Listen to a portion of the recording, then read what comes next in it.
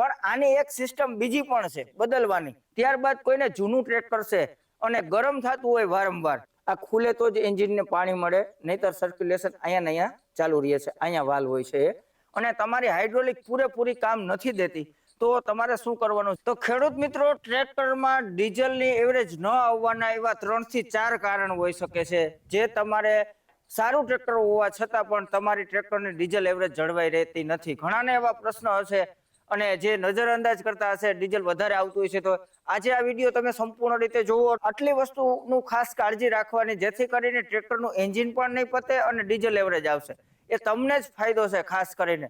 એટલે અમુક 2 થી 3 વસ્તુ ચેક કરવાની છે, એટલે તમને સ્ટેપ બાય સ્ટેપ સમજાવું।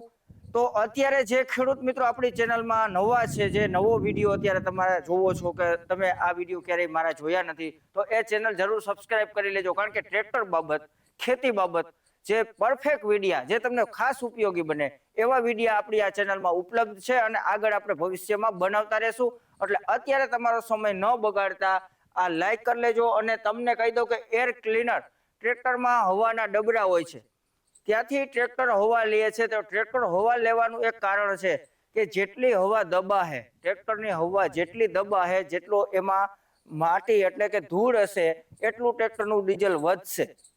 કારણ કે ટ્રેક્ટરના એર ક્લીનર ક્યારે બદલવા જોઈએ? આજે આના એર ક્લીનર સૂકા છે, એટલે સૂકા એટલે મારુતિ ટાઈપ તમે જોઈ શકો છો, તમને બતાવું, જે સાદું આવતું આપણે, જે આગળના ટ્રેક્ટરમાં આપણે છે કે ભાઈ ઉપર ઓલો ઓઇલ વાળો ડબલો, આ ઓઇલ વાળું નથી, આ સાદું છે, તો આને પણ અમુક સમયે બદલવા પડે છે।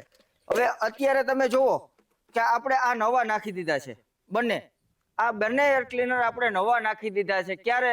કે અત્યારે ચોમાસું સિઝન આવી ગઈ, અત્યારે ધૂળ ઉડવાનું બંધ થઈ જાય છે, એટલે અત્યારે આ નવા નાખી તો આ ઘડેમાં વારંવાર આ ખરાબ થતા નથી। અને જ્યારે ઉનાળુ સિઝન આપણે રોટાવેટર, પ્લાવ ને આ બધું હાલતું હોય છે, ઓરણી, ત્યારે બહુ ધૂળ ઉડે છે, તો ત્યારે નવા નાખી તો ઘાય ઘા ખરાબ થઈ જાય છે। એટલે કહેવાનો અર્થ, અત્યારે જ્યારે બદલવું હોય તો અત્યારે આ બદલી નાખવાનું, જ્યારે ઉનાળો પૂરું પતી જાય અને ચોમાસું સિઝન આવે ત્યારે એર ક્લીનર બદલી જવા જોઈએ। અને આને સાફ કરવા માટે હવાની બ્લોર ખાસ જરૂરી છે। અને જ્યારે ટ્રેક્ટરો 2-3 કલાક 4 કલાક બહુ ધૂળમાં હાલ્યું છે, તો જ્યારે ડ્રાઈવરને ટાઈમ મળ્યો ત્યારે આ ઠપકી મારીને પણ ધૂળને ખેરી શકે છે, એમ કાંઈ આને થતું નથી। તો આ એક મહત્વનો પોઈન્ટ એ છે કે આ જેટલું મૂંઝાહે, આ ટ્રેક્ટરનું નાક છે, જેટલું પણ મૂંઝાહે એટલું ટ્રેક્ટર ડીઝલ વધારે લે। મોટરસાયકલમાં ક્યાંય પણ આપણે ચોકનો ઉપયોગ જેમ કરીશી, જેમ આપણે ચોક દઈશી ને આપણું વાહન રેસ હાલે છે, ઘણા આપણે ઉપડી જાય છે, તો ચોક એવી વસ્તુ છે, હવાને કાપે અને ડીઝલનો વધારો કરે। એટલે આ એક જાતનો ચોક થઈ જાય છે, જેથી ડીઝલ વધારે ટ્રેક્ટર લેવા માંડે છે। અહીંથી જે ધૂળ જશે એ ટ્રેક્ટરના પિસ્ટનમાં જશે, પિસ્ટનમાં જશે એટલે માટીનો ભાગ હોય તો એમાં લીટા પડી જશે, બરાબર છે? તો ખાસ તમારે આ પેલો મુદ્દો બહુ મહત્વનો છે, અને હજી આગળ તમને સ્ટેપ બાય સ્ટેપ બતાવું। આ નીચેની સાઈડ રહેવું જોઈએ, ઓવરલોડ વધારાની ધૂળ છે એ અહીંથી ફરી રિટર્ન થઈ જશે, એટલે વધારે ધૂળ આમાં જામ નહીં થાય। આ વસ્તુ જે નીચે આ પાઇપ આપ્યો છે એ ઓવરલોડ ધૂળ નીકળે છે, તો એને આમ અધર નહીં રાખવાનું, એ ધ્યાન રાખવાનું છે, બરાબર છે? પછી રેડિયેટર હંમેશા માટે સાફ હોવું જોઈએ, રેડિયેટરને વારંવાર ચેક કરતા રહેવું જોઈએ કે ભાઈ આપણી આ જારી બ્લોક તો એ કઈ નથી થઈ ને। ટ્રેક્ટર ગરમ થવાથી પણ ડીઝલ એવરેજ નહીં આવે, કારણ કે જેટલું ટ્રેક્ટર ગરમ થશે, તમે એવા અનુભવ કરતા હશો અને કહી રહ્યા હશે, જેટલું ટ્રેક્ટર ટેમ્પરેચરમાં આવશે એટલે ટ્રેક્ટર હીટિંગ થશે, એટલું જ તમારું ડીઝલમાં વધારો જોવા મળશે। અને ટ્રેક્ટર હીટિંગ ક્યારે આવે? થોડોક લોડ પણ આવે ટ્રેક્ટર ઉપર, એટલે ટ્રેક્ટર ગરમ થાય એટલે ડીઝલ વધારે ઉપાડે। પણ કુલન્ટ પાણી અને રેડિયેટર સાફ હોય, એર ક્લીનર સાફ હોય અને ટ્રેક્ટર ઉપર લોડ હોય, તો એ ટ્રેક્ટરનો લોડમાં એટલું ડીઝલ નથી આવતું અને એને કોઈ ઘાહુટી લાગુ પડતું નથી। એટલે એ રેડિયેટરનું પાણી આપણે ક્યારે બદલવું જોઈએ? જેમ કે અત્યારે આપણે ફરી 4 વર્ષ થઈ ગયા છે કુલન્ટ પાણી બદલાવ્યા હતા એના, એટલે આમ 2 વખત 9 વર્ષમાં આપણે 2 વખત કુલન્ટ પાણી ચેન્જ કર્યું છે। કેમ કે આ ટ્રેક્ટર ગરમ નથી થતું, તો એનું પાણી વારંવાર બળતું નથી, પણ પાણી ન બળે તો પણ એને બદલાવી નાખવું જરૂરી બને છે। ઘણા લોકો રેડિયેટરનું પાણી બદલાવે તો એક અહીંયા નીચે બોલ હોય છે, ઘણા લોકો રેડિયેટરનું પાણી બદલાવે છે ત્યારે એ નીચે બોલ હોય અને ખોલી નાખે અને પાણી કાઢી નાખે છે। પણ આની એક સિસ્ટમ બીજી પણ છે બદલવાની। કઈ રીતે? કે અહીંયા પણ બદલી શકો છો, ખોલ નાખવાનું, ત્યારબાદ અહીંયા આ ટ્રેક્ટરમાં અહીંયા બોલ્ટ આપેલું છે. અલગ અલગ ટ્રેક્ટરમાં આ વસ્તુ હોઈ શકે છે કે અહીંયા હેડનું પાણી બધું અહીંથી નીકળી જાય છે. આ બોલ નજીકથી બતાવજો. જે એલેન્કી બોલ છે, આ બોલ્ટ ખોલવાથી જે હેડમાં પાણી છે એ પાણી બધું અહીંથી નીકળી જાય છે. એટલે ટૂંકમાં ટોટલી પાણી બધું નીકળી જાય. ત્યારબાદ બધું પાણી નવું નાખી દેવાનું અને સારી ક્વોલિટીનું નાખવાનું. કેમ કે પાણી તમે અમુક લોકો જે ટેન્ક છે સાઈડની એમાં કુલન્ટ પાણી નાખી દે, ઘટે એટલું નાખ્યા રાખે, પણ ક્યારેય બદલતા નથી. તો ક્યારેક ક્યારેક 2-3 વર્ષે જરૂરિયાત મુજબ વર્ષે જેવું હાલતું હોય, ટ્રેક્ટર ગરમ થતું હોય અને પાણી બળતું હોય તો એને ફરી આખું બદલાવી નાખવું. ત્યારબાદ ઘટે એટલું ફરી આમાં ટેન્કમાં નાખ્યા રાખવું. આ બીજો પ્રશ્ન તમારે જોઈ લેવાનો કે આ વસ્તુ. ત્યારબાદ કોઈને જૂનું ટ્રેક્ટર છે અને ગરમ થતું હોય વારંવાર, તો એમાં અહીંયા એક વાલ સિસ્ટમ પણ આવે છે ટ્રેક્ટરમાં. જે વાલ એવો છે કે ટ્રેક્ટર ગરમ થાય ત્યારે ખુલે છે અને ટ્રેક્ટર ઠંડુ પડે ત્યારે એ વાલ ઓટોમેટિક બંધ થાય છે. એટલે ટ્રેક્ટર 60 ડિગ્રી જેવું ટેમ્પરેચરમાં આવે તો એ વાલ એ રેડિયેટરનું પાણી છે એ હેડમાં આવે. નહીતર એ રેડિયેટરનું પાણી ઉપર નીચે ખાલી પંપ ફેરવા રાખતો હોય, હેડને ન મળે. કહેવાનો અર્થ છે અમુક ટકા ટ્રેક્ટર ગરમ થાય ત્યારે એનું ફાયરિંગ સરસ થાય છે અને અવાજ સરસ થાય છે.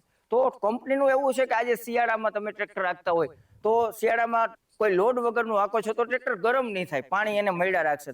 તો અમુક ટકા ટ્રેક્ટર ગરમ થવું પણ જરૂર છે, ત્યારે એનું ફાયરિંગ સરસ થાય છે. એટલે ઘણા ખેડૂત મિત્રો તો એ વાલ કાઢી નાખે છે. કારીગર બહુ ગરમ થતા હોય, લોડમાં આવતા હોય તો એ વાલ કાઢી પણ નાખે છે. પણ મારા મુજબ એક ચેક કરી લેવો, કાઢવાની કોઈ જરૂરિયાત રહેતી નથી. કાઢવાથી પણ એટલો બધો ફાયદો કાંઈ મળતો નથી. ખાલી તમારે આ વસ્તુ બે ચેક રાખવાની છે. અને ફેન બેલ્ટ ક્યારેય ઢીલી પણ ના હોવી જોઈએ અને વધુ ટાઈટ પણ ના હોવી જોઈએ. એ પણ એક ખાસ હું તમને બતાવી દઉં. આપણે અત્યારે ચોમાસુ સિઝનમાં શું કર્યું કે ભાઈ એરના ડબરા બદલાવી નાખ્યા, રેડિયેટરનું પાણી બદલાવાનું છે, હજી એ પણ બદલાવું છે. અને આ ફેન બેલ્ટ આપણે નવી નાખી દીધી છે. આ તમે જુઓ કે 1 ઇંચ ફેન બેલ્ટ અંદર જાવી જોઈએ. તમે અહીંયા રાખો 1 ઇંચ લગન અંદર દબાય એટલી ઢીલી હોવી જોઈએ. અહીંથી ફેન જોઈ લેવાનો કે ફરતો નથી ને, હાથેથી ફરશે બહુ તાકાત કરશો તો. હવે ફેન બેલ્ટ ઝીણી થઈ જાય, પાતળી થઈ જાય તો તમારે વધારે હાર્ડ કરવી પડે છે ટાઈટ કરવા માટે. એટલે ફેન બેલ્ટ એવી વસ્તુ છે કે આખા ટ્રેક્ટરનું એન્જિન ક્યારે ચોટી જાય, ફેન બેલ્ટ તૂટી જાય, ગરમ થઈ જાય તો નક્કી ના રહે. એટલે નબળી ફેન બેલ્ટ પડે તો અવશ્ય નાખવી અને સારી કંપનીની ફેન બેલ્ટ વાપરવી એ મારો આગ્રહ છે કાયમ માટે. તમારે ટ્રેક્ટરને તમે શોખીન છો, સાચવવું હોય એના માટે આ ખાસ વસ્તુ છે. હવે આ વાલની વાત કરતો તો એ વાલ અહીંયા આપે છે, નજીકથી બતાવજો કે જે આ વાલ અહીંયા આપે છે કે જો આ ખુલે તો જ એન્જિનને પાણી મળે, નહીતર સર્ક્યુલેશન અહીંયા ને અહીંયા ચાલુ રહે છે. અહીંયા વાલ હોય છે, આપણે એ વાલ એમના છે, કોઈ પણ ખરાબી નથી.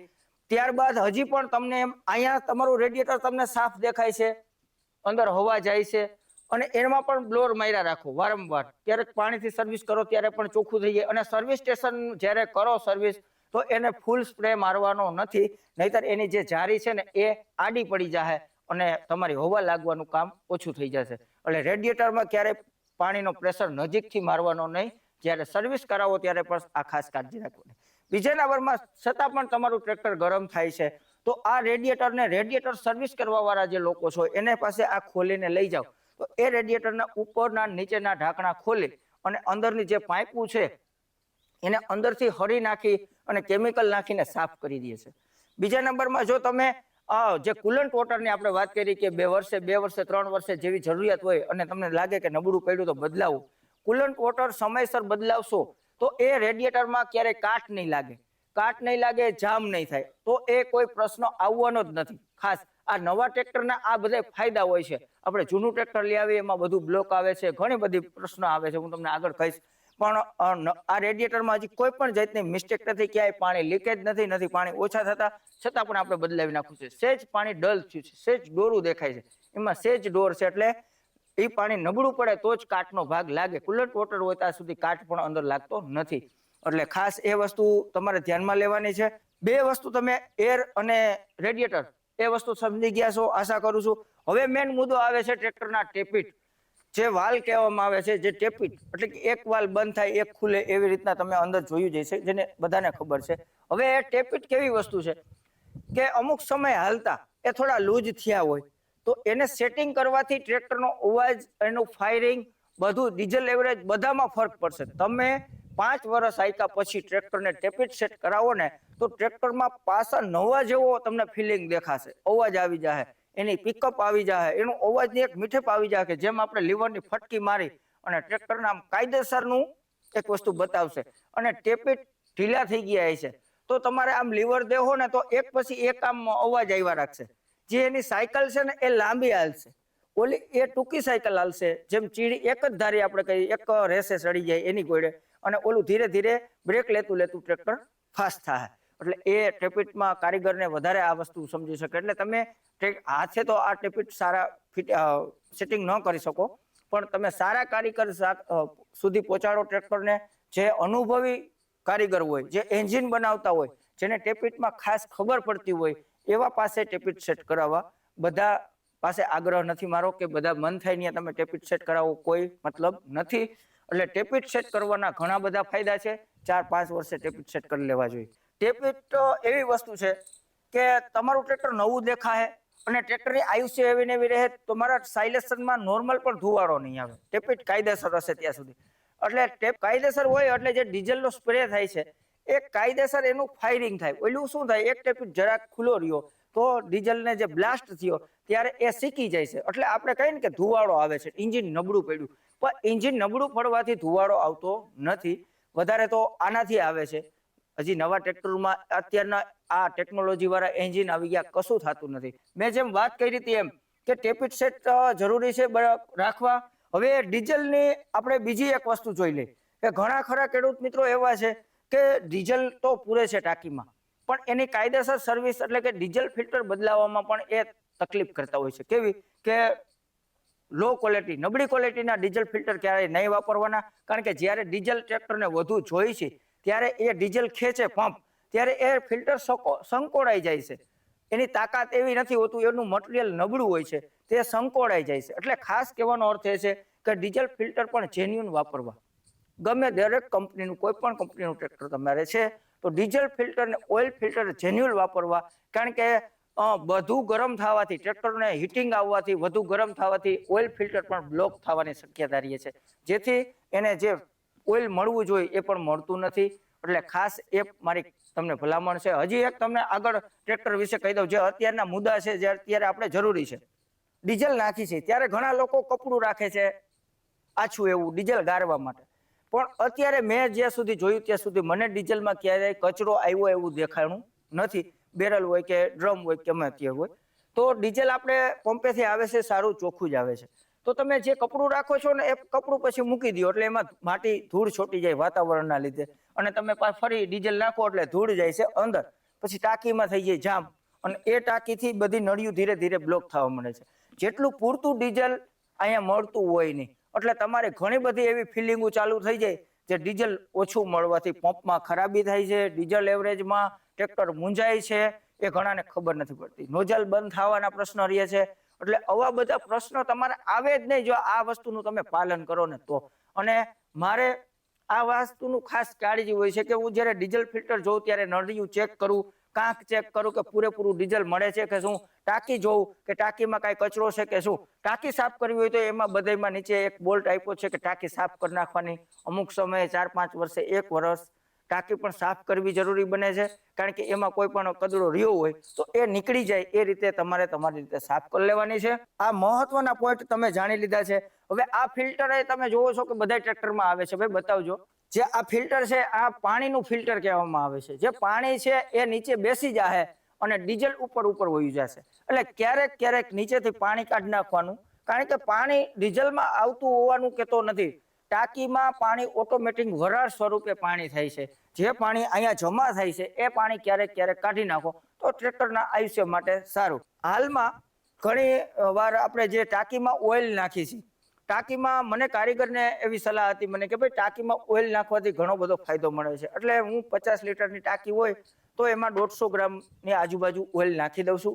તાજું ઓઇલ આપણે વધ્યું હોય તો તાજું ઓઇલ આપણે સ્ટોર રાખીએ. આ જે એન્જિનનું ઓઇલ હોય એ આપણે ટાંકીમાં નાખી અને આપણે નાખી છે. હવે એક અત્યારે ખેડૂત મિત્રોને બીજું શું કરવું જોઈએ કે હાઇડ્રોલિક ફિલ્ટર. તો ઘણા ટ્રેક્ટરમાં હાઇડ્રોલિક ફિલ્ટર હવે તો બહાર વધારે આવી જ ગયા છે કે બહારની સાઈડ, તો હાઇડ્રોલિક ફિલ્ટર બદલાવવા પણ જરૂરી બને છે.